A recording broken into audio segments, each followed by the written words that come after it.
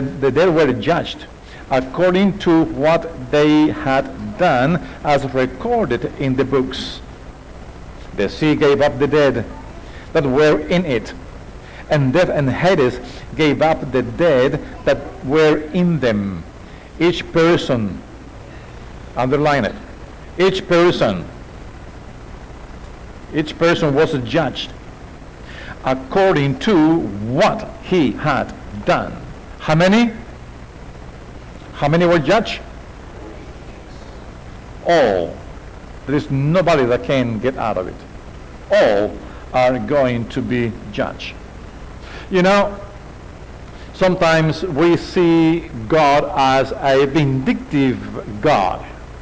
You know that some people don't enjoy reading the Old Testament, because the Old Testament is where you find these wars and God asking his people to destroy the enemy. And some people find that very, very disturbing. And in fact, some people have a wrong picture of God because of those stories. Well, in Genesis 15, from 12 to 16, and this is hundreds of years before God revealed this to Abraham. Genesis 15. So Genesis 15, from verse 12 to 16 says, as the sun was setting, Abram fell into a deep sleep, and a thick and dreadful darkness came over him.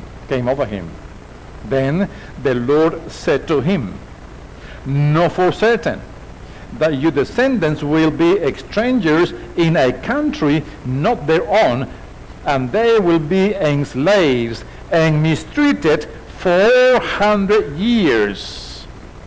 But notice what verse 14 says.